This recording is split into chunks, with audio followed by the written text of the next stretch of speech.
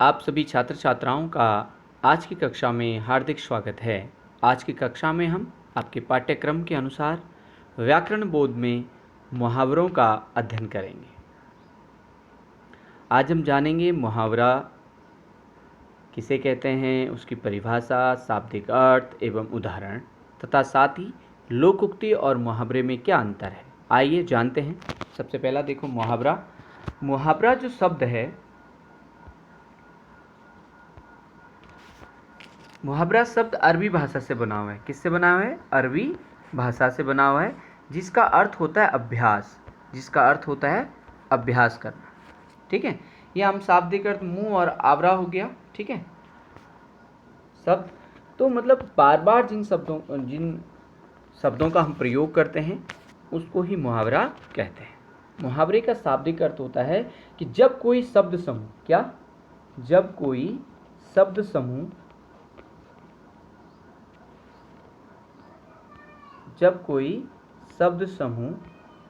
है ना, इसे हम क्या कह सकते हैं? वाक्यांश भी कह सकते हैं। क्या कह सकते हैं? वाक्यांश, यानी किसी वाक्य का अंश। ठीक है, तो जब कोई भी शब्द समूह क्या होता है या वाक्यांश क्या हो जाए?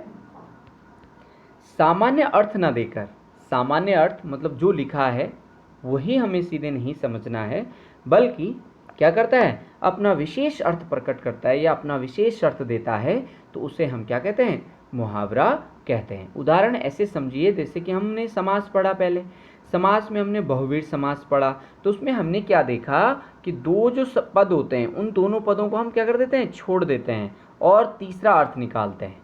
ठीक यहाँ भी ऐसी होता है कि जो शब्द समूह 2, 3, 4 शब्द जो आपको दिए होते हैं, शब्द समूह में जितने भी शब्द होते हैं उनके सामान्य अर्थ को छोड़ दिया जाता है और विशेष अर्थ यानी तीसरे अर्थ के बारे में बात की जाती है। समझ में आ गई बात? सामान्य अर्थ मतलब जो लिखा हुआ है वो उसका अर्थ नहीं होता है, बल्कि जिस लक्षण में उसको लिखा गया है उसकी बात होती है। जैसे कि हम जब शब्द की बात करते हैं तो वो भी अर्थ के आधार पर दो उसके लक्षण, 3 लक्षण होते हैं, तो जिसमें से व्यंजना। ठीक है, व्यंजना मतलब सामान्य अर्थ, और लक्षण या लक्षणा, किस लक्षण में वो प्रयोग किया गया है, उसका लक्षण क्या है, उसकी विशेषता क्या है, तो जिस लक्षण में वो प्रयोग किया जाता है उसको ये हम क्या कहते हैं? विशेष अर्थ कहते हैं। ठीक है, तो हमेशा आपको ध्यान रखना है कि मुहावरे का जो शाब्दिक अर्थ होता है वो उसे कभी महत्व नहीं देता, बल्कि दूसरा अर्थ अर्थात लक्षणिक या फिर व्यंग्य अर्थ को मुख्य मानता है। उसी को हम क्या कहते हैं? मुहावरा। उदाहरण के लिए समझिए, जैसे हमने कहा काट का उल्लू। समझ रहे बात?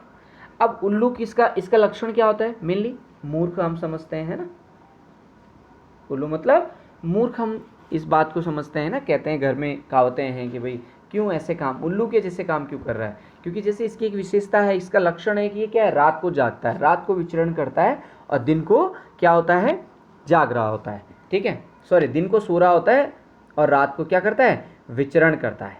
ठीक है, तो इसलिए लोग क्या कहते हैं? उसके लक्षण के अनुसार, कुछ ऐसा बच्चा है कि जो दिन में सो रहा है तो उसे क्या बोलते हैं? भाई उल्लू के जैसे क्यों सो रहे हो, है ना। ये लक्षण क्यों आ गए? तो लक्षण मतलब जिस प्रसंग में हम किसी शब्द को यूज करते हैं उसे लक्षणा कहते हैं। और हर शब्द के दो चीजें होती हैं, एक तो सामान्य अर्थ और दूसरा हम किस लक्षण में उसे प्रयोग कर रहे हैं, ये होता है। तो देखो सिंपल सी बात है कि उल्लू क्या माना जाता है? मूर्खता का प्रतीक है ना। लक्षण क्या है उसका? मूर्ख है। उल्लू की एक क्वालिटी होती है कि वो अपनी जो गर्दन है उसको क्या कर सकता है, या फिर वो देख क्या सकता है? पूरा 360 डिग्री वो देख सकता है। ठीक है, और कोयल क्या है? जो झटके से आगे पीछे कर सकती है। तो अगर भाई पहले तो वो उल्लू है ना। अब हमने क्या कहा? काठ का उल्लू, तो यानी लकड़ी का, काठ मतलब लकड़ी, तो लकड़ी का उल्लू। अब सोचो, पहले ही वो उल्लू था और अब वो उल्लू किसका बना दिया? लकड़ी का। अब वो लकड़ी का होगा तो जो एक विशेषता है उसमें 360 डिग्री घूमने की, ये भी नहीं होगी। ये होगी क्या लगता है आपको? ये भी लकड़ी के उल्लू में नहीं होगा। तो इसलिए हम क्या कहेंगे? किसको बोलते हैं? महामूर्ख को क्या बोलते हैं? काठ का उल्लू बोलते हैं। समझ में आ गई बात?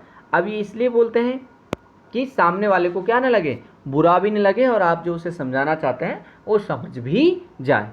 समझ में आई बात? तो इसलिए जो मुहावरा होता है वो बहुत प्रभावी, भाषा को प्रभावी बना देता है। हिंदी हो चाहे अनेक सभी भाषाओं में अलग अलग मुहावरों का प्रयोग किया जाता है और वे भाषा को ज़्यादा प्रभावशाली बनाते हैं, क्योंकि आप जो कहते हैं वो समझने के लिए उसे प्रयत्न करना होता है, समझना होता है। देखो, अगर हम किसी को भी क्या नहीं कर सकते, अप्रिय सत्य नहीं बोल सकते। अगर कोई व्यक्ति अंधा है तो उसे आप जाकर उसको ये नहीं बोला काना इधर आओ, उसे बुरा लगेगा।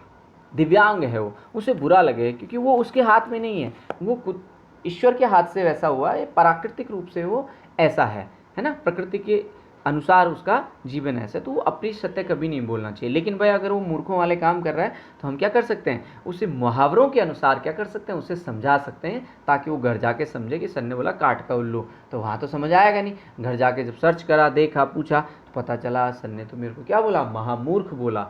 तो ये शब्द होते हैं भाषा के इनडायरेक्टली या व्यंग करके आपको समझाना कि शब्द कुछ हैं लेकिन किसी और लक्षण में उसे प्रयोग किया गया है। भाई काट का उल्लू बोला, नहीं समझ में आया, लेकिन महामूर्ख बोलेंगे तो बुरा लगेगा ना कि महामूर्ख बोला जा रहा है मेरे को। तो इस तरीके से मुहावरा एक प्रभावशाली भाषा का काम करते हैं और इस तरीके से हम कह सकते हैं कि मुहावरों का प्रयोग हमेशा भाषा को प्रभावी बनाने के लिए किया जाता है। उम्मीद करता हूँ कि आप बात को समझ गए होंगे कि मेन क्या है। मेन है मुहावरा। मुहावरा एक वाक्यांश है, उसका स्वतंत्र रूप से प्रयोग नहीं किया जा सकता। और मुहावरा क्या है, परिवर्तनशील होता है। मुहावरे में हमेशा सामान्य अर्थ नहीं लिया जाता बल्कि विशेष अर्थ। जैसे मैंने कहा बहुव्रीहि समास में, और बहुव्रीहि समास में हम लोग क्या करते हैं, जैसे पीताम्बर बोला हमने, तो पीत मतलब पीला, अम्बर मतलब कपड़ा या कपास, है ना।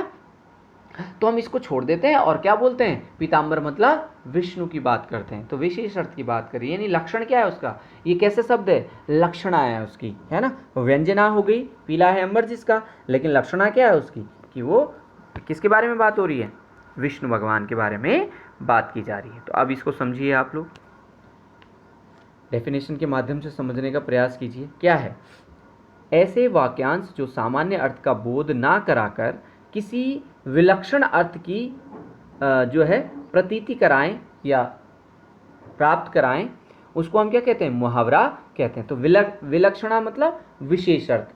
विशेष अर्थ हमने जैसे बहुव्रीहि समास में हमने पढ़ा, तो ऐसे आप क्या करें, कोरिलेट करोगे तो फिर आपको हमेशा याद है। सामान्य अर्थ मतलब जो लिखा है वही, वो नहीं समझ। अब देखो ये थोड़ा परिभाषा, ये क्या होगी, औपचारिक परिभाषा हो गई।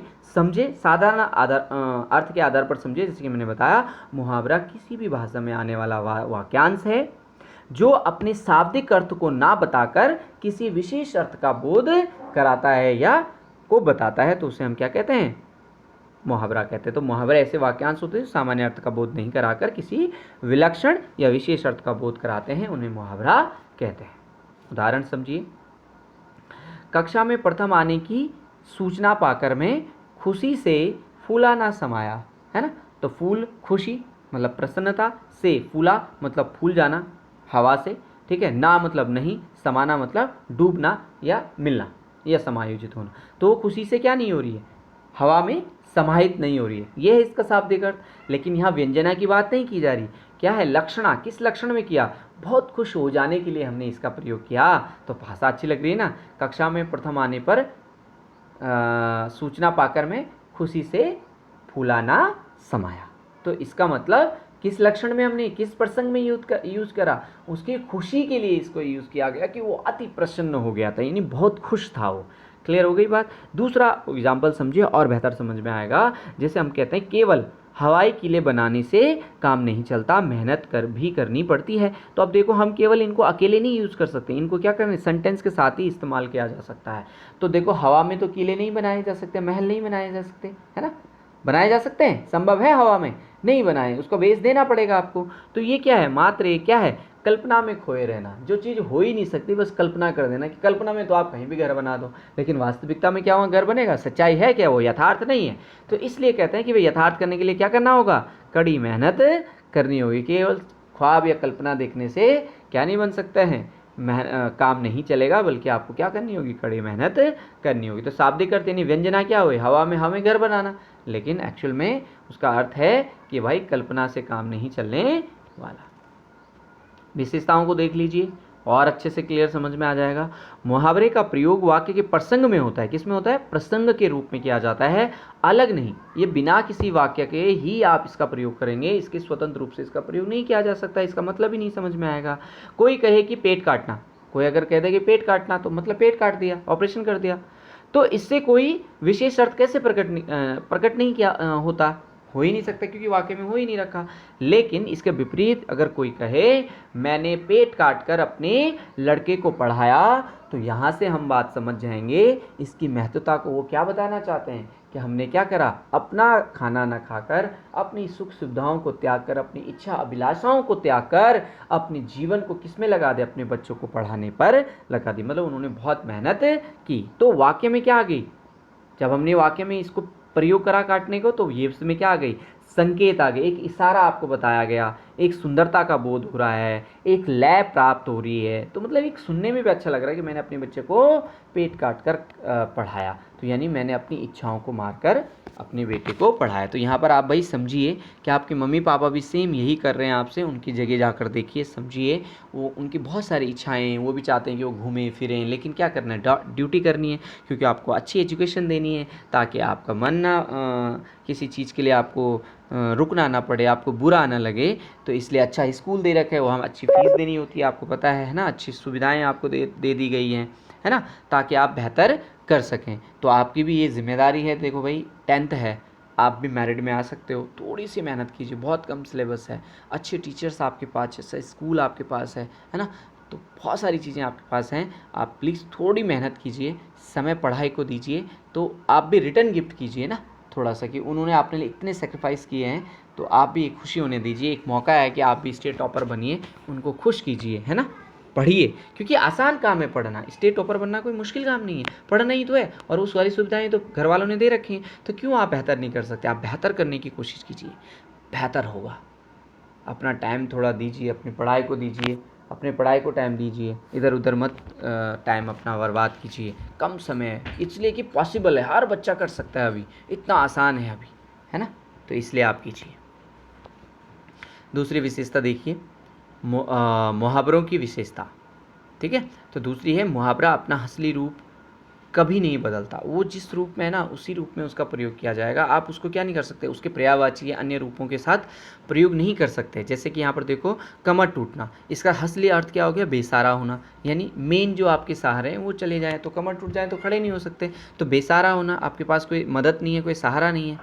एक मुहावरा है, लेकिन इसके स्थान पर अगर कमर टूटने के पर्यायवाची जैसे कटिभंग क्या कर दिया जाए, कटिभंग का इस्तेमाल किया जाए, तो ये क्या हो जाएगा, गलत हो जाएगा, अर्थात मुहावरा नहीं कहलाएगा। क्लियर, समझ में आ गई बात। तो इसलिए हमेशा इसके असली रूप में आपको प्रयोग करना है। मुहावरा का जो शब्दार्थ नहीं है ना, मुहावरा का शब्दार्थ नहीं होता है, वो अपने शब्द के अर्थ में नहीं जाता है ना, शाब्दिक अर्थ कभी नहीं देता, उसका विशेष अर्थ ही ग्रहण किया जाता है। कभी भी वो सीधे सीधे आपको उसके शब्द, जैसे खिचड़ी पकाना, अब खिचड़ी पकाना मतलब बहुत सारी सब्जी दाल क्या क्या चल रहा है, पता ही नहीं चलता कि क्या क्या डला हुआ है, स्वादिष्ट हो रही है, ठीक है। पकाना मतलब उसे बनाना, ठीक है। ये दोनों शब्द का मुहावरे के रूप में प्रयोग अगर प्रयुक्त होंगे, तब इनका जो शब्दार्थ है वो नहीं लिया जाएगा। अभी तो हम इसका शब्दार्थ खिचड़ी पकाना मतलब सारी चीज़ें, लेकिन जब मुहावरे में होंगे तो शाब्दिक अर्थ छोड़ दिया जाएगा, लेकिन क्या कर दिया जाएगा, इसका विशेष अर्थ होगा, जैसे गुप्त रूप से सलाह करना, मतलब आपस में दो लोग क्या क्या बोल रहे हैं, क्या समझ रहे हैं, पता ही नहीं चल रहा, खिचड़ी से समझ रही है, आपको समझ ही नहीं आ रहा कि हो क्या रहा है, गुप्त रूप से वो सलाह कर रहे हैं, जो आपको नहीं पता चल रहा, इससे आपको खिचड़ी के समान है, आपको पता ही नहीं कि उसमें क्या क्या डाला हुआ है। तो इस तरीके से ये कभी भी पर्यायवाची के रूप में प्रयोग नहीं किया जा सकता।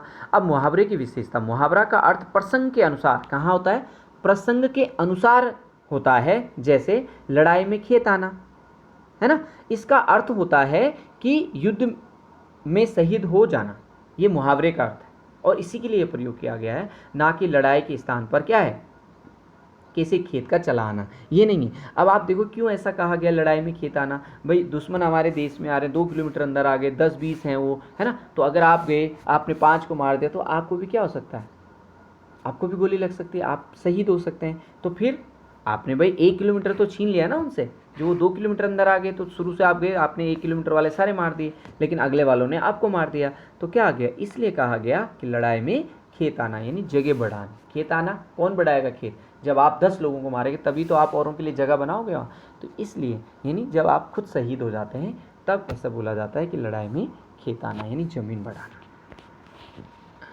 मुहावरों की विशेषता, हिंदी के अधिकतर मुहावरों का सीधा संबंध शरीर के विभिन्न अंगों से है, ठीक है, हमारे शारीरिक अंगों से ही होता है ज़्यादातर, यानी 70-80% इसी का प्रयोग। यह बात दूसरी भाषाओं के मुहावरों में भी पाई जाती है, सभी में इसी तरीके से होता है। जैसे मुंह, कान, हाथ, पाँव इत्यादि पर अनेक मुहावरे प्रचलित हैं। अधिकतर कार्य इन्हीं के सहारे होते हैं। जैसे देखो,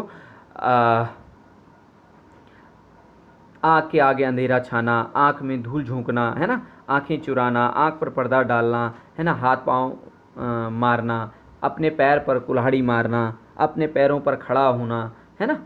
तो इस तरीके से अंधे की लाठी कहते हैं, है ना। तो देखो, अगर किसी के सामान्य अर्थ क्या हो, आंखों में धूल होना, तो आंखें फूट जाएंगी उसकी। तो विशेष अर्थ निकाला जाता है कि धोखा देना, ठीक है। तो इस तरीके से मतलब आपकी नज़रों से बचकर निकलना, धूल झोंकना, ठीक है, आपको पता ही नहीं चला। तो ये होता है, इसका विशेष अर्थ निकाले जाते हैं, ठीक है।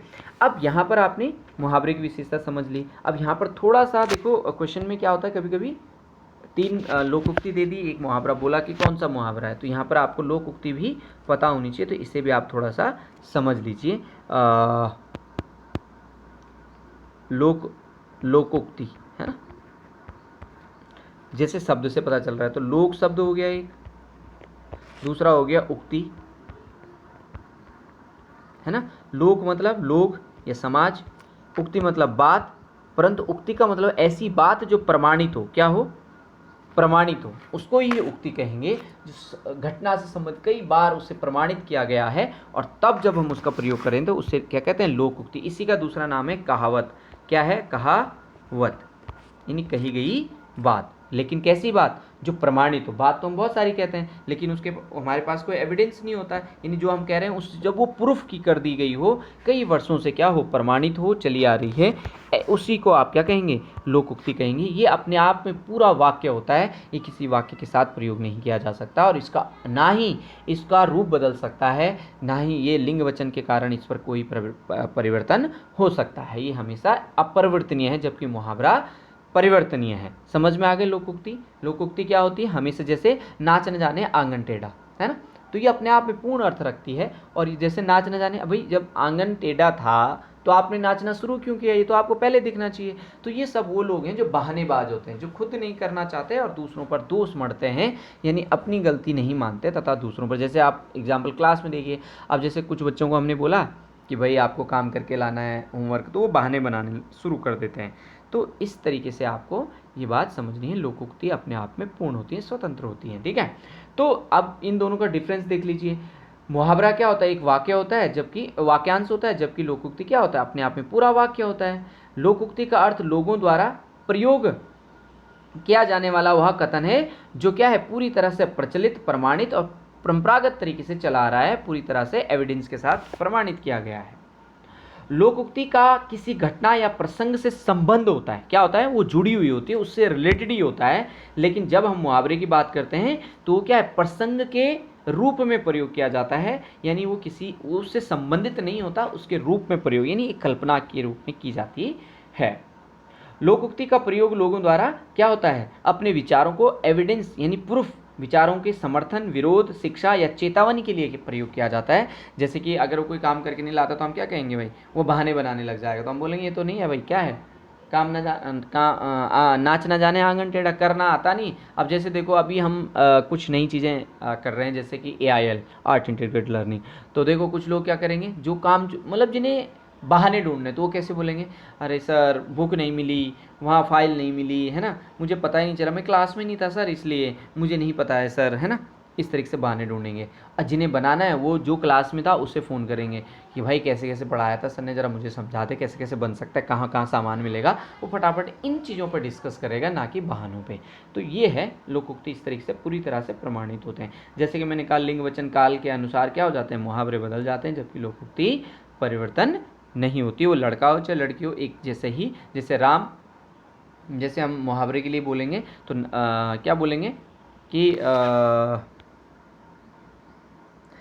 राम अपने पैर पर क्या हो गया, खड़ा हो गया, और सीता अपनी पैर पर खड़ी हो गई। तो बदल जाता है, ठीक है, तो बाकियों में नहीं बदलता। अब कुछ विशेष चीज़ें देख लीजिए यहाँ पर, जो आवश्यक चीज़ें हैं जब हम मुहावरों का प्रयोग करते हैं। तो क्या ध्यान रखना है, मुहावरा पूरा वाक्य ना होकर वाक्यांश है, मुहावरों का प्रयोग स्वतंत्र रूप से नहीं किया जाता, वरन इसका वाक्य के बीच में प्रयोग किया जाता है। मुहावरा का साधारण अर्थ नहीं लिया जाता है, वे प्रतीकात्मक तथा विशेष अर्थ के रूप में प्रयोग होता है। पूर्ण इकाई होने के कारण लोकोक्ति में किसी भी प्रकार का परिवर्तन नहीं होता। लोकोक्ति विशेष अर्थ को प्रकट करती है, जबकि मुहावरा वाक्य के अनुसार क्या हो जाता है, परिवर्तित हो जाता है। एग्जाम्पल समझिए अब कुछ और, जैसे अकल पर पत्थर पड़ना, है ना, बुद्धि भ्रष्ट होना। वाक्य क्या करेंगे, विद्वान और वीर होकर भी रावण की अकल पर क्या है, पत्थर ही पड़ गया था कि उसने माता सीता का अपहरण कर दिया। समझ में आ गई बात। तो जब किसी की बुद्धि क्या हो जाए, भ्रष्ट हो जाए, बुद्धि है, अकल मतलब बुद्धि, तो जब हमारी बुद्धि है तो हम विवेक से काम करेंगे, परंतु जब हम ऐसा नहीं करते तो क्या कहा जाएगा, भाई उसकी बुद्धि भ्रष्ट हो गया, उसकी अकल पे क्या पड़ गया, पत्थर पड़ गया, तो उसकी बुद्धि भ्रष्ट हो चुकी है। यहाँ देखिए, आसमान से बातें करना यानी बहुत ऊंचा होना, है ना, आसमान से बातें करना, बहुत ऊंचे होना। जैसे देखो कुतुब मीनार आप देख सकते हैं। वाक्य, आजकल ऐसी ऐसी इमारतें बनने लगी हैं जो आसमान से क्या कर रही हैं, बातें कर रही। समझ में आ रही बात। तो यानी बहुत ऊंची है। अब आसमान से तो बात नहीं की जा सकती ना, लेकिन हमारी सोच से बहुत ज़्यादा, यानी जो जितना होना चाहिए आवश्यकता से ज़्यादा ऊंची है, इसलिए कहते हैं आसमान से बातें कर रही है। अंधे के हाथ बटेर लगना क्या होता है अर्थ, अनाड़ी आदमी को सफलता प्राप्त होना या अयोग्य व्यक्ति को क्या होना, सफलता प्राप्त होना या बिना मेहनत के सफलता प्राप्त होना।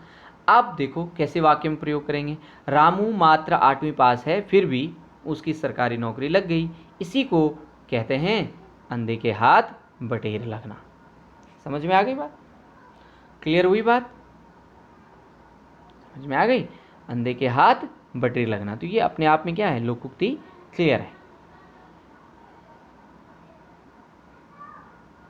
क्लियर हो गई बात। इसके बाद देखो, इज्जत मिट्टी में मिलाना, प्रतिष्ठा या सम्मान नष्ट करना, यानी रामू की शराब की आदत ने क्या कर दिया, उसकी परिवार की इज्जत मिट्टी में मिला दी। क्या कर दी, उसकी आवाज़ जो थी वो मिट्टी में मिला दी। क्लियर होगी बात। ये मुहावरा हो गया। मुहावरा और लोकोक्ति में समझ में आया, अंधे के हाथ बटेर लगना यानी बिना मेहनत के कुछ करना। तो यहाँ हमने वाक्य में नहीं प्रयोग किया, है ना, सीधे ये इसका अर्थ बन गया कि रामू को क्या कर दिया, 8वीं पास हुई फिर भी सरकारी नौकरी लग गई। समझ में आ गई बात। तो इसलिए ये लोकोक्ति, ठीक है। ये मुहावरा, उंगली पकड़कर पोछा पकड़ना, किसी को क्या कर दिया, उंगली पकड़कर उसने क्या कर दिया, उसकी बाजू पकड़ दी, यानी थोड़ा सहारा था, मदद पाकर ज़्यादा ही कोशिश करने लगा। अब देखो, उस भिखारी को मैंने 10 रुपये दे दिए तो वह 20 रुपये और मांगने लगा। तब मैंने उससे कहा, अरे भाई तुम तो उंगली पकड़कर क्या करने लग गए, पोंछा पकड़ रहे हो। ठीक है। एक ही थाली के चट्टे बट्टे, है ना, थैली के नहीं, थाली का होना चाहिए था, थाली के क्या है, चट्टे बट्टे, यानी एक जैसे स्वभाव के लोग। उस कक्षा में सब बच्चे एक ही थाली के क्या हैं, चट्टे बट्टे हैं, सबके साथ उद्यम मचाते हैं। तो ये वाक्य के लिए प्रयोग किया गया, तो ये है मुहावरा। ऐरा गैरा नत्थु खेरा, मामूली व्यक्ति, ठीक है। तो नेता लोग ऐरे गैरे नत्थु खेरे से भी बात नहीं करते, यानी हर किसी से बात नहीं करते। तो ये थे आपके उदाहरण। ऐसी की तैसी कराना या होना, ठीक है, अपमान करना या अपमान होना। वह गया तो था मदन को धमकाने, पर उल्टे ऐसी की तैसी करा कर लौट गए, यानी उल्टे उसे डांट पड़ गई। और छोर ना मिलना, रहस्य का पता ना चलना, कुछ और मतलब इस तरफ का ना उस तरफ कुछ नहीं मिल रहा है ना, और इधर छोर इधर, है ना, तो ना ये मिल रहा है ना ये, नहीं, इसमें बहुत सारे ऐसे हैं तो पता ही नहीं चल रहा क्या है। तो रोहन विचित्र आदमी है, उसकी योजना का कुछ और छोर नहीं मिलता, यानी पता ही नहीं चलता। ओंस के मोती यानी क्षणभंगुर, ओंस के मोती। अब ओंस तो जैसी धूप आएगी पानी सूख जाएगा, मोती खत्म, पर धूप जब तक है क्षणभंगुर, जितनी देर धूप नहीं है उतनी देर वो अच्छी। कांच की चीज़ें बहुत संभाल कर रखनी पड़ती है, क्योंकि कांच की चीज़ें ओस के मोती की तरह होती है, क्योंकि टूट गई तो सब खत्म। समझ गए बात? तो इस तरीके से कफन को कौड़ी ना होना, बहुत गरीब होना। ठीक है, कफन को कौड़ी ना होना मतलब कफन लेने के लिए भी पैसे ना होना। राजू बातें तो राजाओं जैसी करता है, लेकिन कफन को कौड़ी नहीं है, कफन खरीदने के लिए भी पैसा नहीं है।